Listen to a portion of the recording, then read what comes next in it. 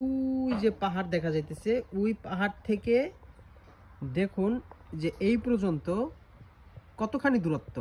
আমার এখান থেকে মিনিমাম এই যে ওই পাহাড়গুলো 100 কিলোমিটার দূরে আছে।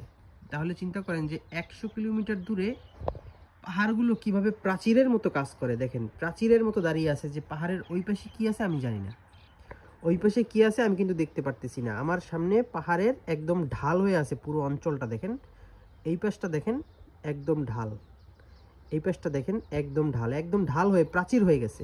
মানে পুরো অঞ্চলটা পুরো পাহাড়ের প্রাচীর হয়ে গেছে। মানে এই পাশের মানুষ পাহাড়ের ওই পাশে কি আছে দেখতে পারতেছে না, ওই পাশের মানুষ এই পাশে পাহাড়ের কি আছে দেখতে পারতেছে না। পুরো পাহাড়টা একটা প্রাচীর হয়ে গেছে। দেখেন ওই পাশে আরও আছে, ওই মেঘের ওই পাশে আরও আছে। মানে আপনি যত দূর যাবেন শুধু প্রাচীর। মানে পাহাড়ের ওই পাশে কি আছে আমরা জানি না। আল্লাহর কি সৃষ্টি দেখেন, আল্লাহর কি সৃষ্টি। আবার দেখেন পাহাড়ের ওই পাশে কিন্তু মেঘ হয়ে গেছে, সন্ধ্যা হয়ে গেছে। আবার এই পাশে কিন্তু এখনো সূর্য ডোবে নাই। ওই পাশে মেঘ হয়ে গেছে দেখে ওই পাশে এখন অন্ধকার, ওই পাশে সন্ধ্যা হয়ে গেছে দেখে এখন অন্ধকার, এই পাশে এখনো আলো ঝলমল করতেছে। অথচ একই দেশ, একই অঞ্চল, মধ্যখানে 100 কিলোমিটারের ব্যবধান।